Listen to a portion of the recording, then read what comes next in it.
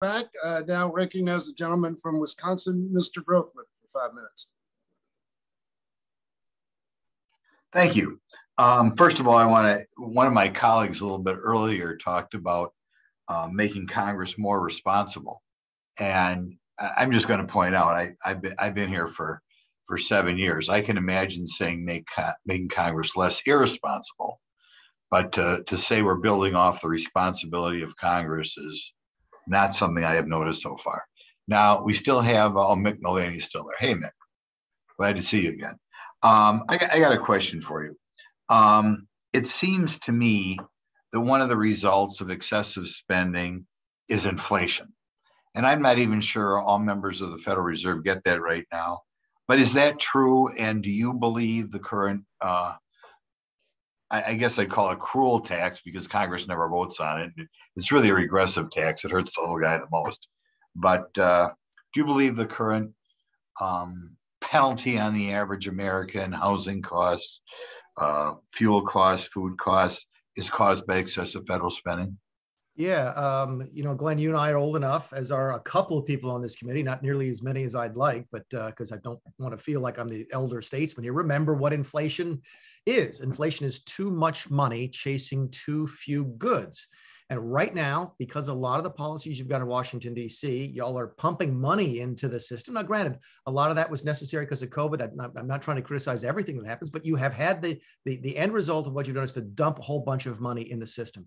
At the same time, because of COVID, but also because of some of the policies, re-regulating the economy, for example, it's been harder and harder to get goods to market. So more money chasing fewer goods equals inflation. And it is the worst kind of tax. It absolutely is. You don't vote on it, but it does impact the folks that my Democrat friends say they care the most about, the folks at the bottom end of the economic scale. It affects them more than anybody else and negatively. I own assets. Okay. Many people on this call own assets. Our assets are going up in value because of inflation. If you're at the bottom end of the scale, you don't own anything. You're living paycheck to paycheck, and you're spending 100%, if not more, of that paycheck on money, on things you need every single week, and your quality of life is going down. So no, inflation, I think, is one of those. It's the scourge. Listen, it was bad. It was really bad in the late 1970s, early 1980s. People remember it nowadays to know how debilitating inflation can be. And yes, Washington is a driving factor behind that. Not the only one. COVID certainly plays a role, but Washington can and should be doing more to alleviate inflation instead of making it worse, which is what I think y'all are doing. I'm going to give you a question, and maybe this is an unfair question because you didn't know it was coming. But obviously the day of reckoning is coming, right? And when the day of reckoning happens, there's going to have to be some reduction in spending. I personally don't think we should ever cut Social Security. People have paid into that, and that's the one thing we shouldn't cut, which means many other programs which are arguably, or maybe not even arguably, under our Constitution shouldn't be the role of the federal government are going to have to be looked at very carefully. Do you know if we try to balance the budget, say next year, the year after, and we leave Social Security and Medicare off the table, percentage-wise, how much of everything else would we do? Unfair question. Yeah, I used to know that off the top of my head. That used to be my job, but I haven't looked at that in a while. My guess is, I don't know, it's probably 20%. If you take Social Security and Medicare. Keep in mind, Social Security, Medicare, and Medicaid are 75% of government expenditures. The budget, you guys know this better than anybody, you'll only budget roughly 25% of what the government spends. So if you take 75% of the spending off of the table and you try and balance it based upon the rest of it, it's going to be very, very difficult. I used to, tell people we could cut the defense budget to zero and you still wouldn't balance the budget. In fact, last year you could have cut all discretionary spending to zero and you wouldn't have balanced the budget because you're more than $1 trillion. What's the budget this year? $1.4, $1.5 trillion? Huge.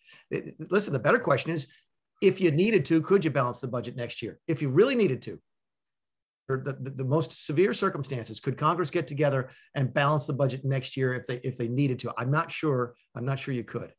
Okay, I'm kind of jealous of Chairman Yarmouth and maybe jealous of you, Director Mulvaney. I can't remember when you got here.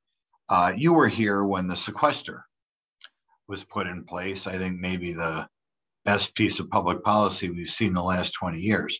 Do you believe the sequester would have happened without the requirement for a debt deal? Guaranteed 100% the budget control, which included the sequester, never would have happened but for a debt ceiling discussion.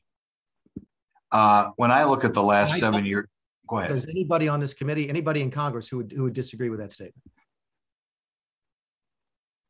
Absolutely tremendous. I think maybe people on the committee are we can distribute next time we meet the increase every year in discretionary spending for the last 20 years and see the wonderful 7-year period of sequester. Now, I know eventually when the Republicans were in charge, some people felt the need to break it, but I think it's something that we could perhaps revisit in the future since it's something that both sides agreed upon once. I think, can I ask, did his clock malfunction? Doesn't seem like he's been there for 5 minutes. It shows expired, Mr. Grothman, but I'm going to give you that's just because Grothman is so engaging. He slows down time when he talks. If you have one more question, Glenn, go ahead and ask it. Okay, that's okay. We'll leave it at that, but I appreciate you having the hearing. As you know, I'm hopeful for many more hearings. I've always loved the budget committee. So thank you for having us the hearing, Chairman Yarmouth. I hope it's the first of several. All right, thanks very much.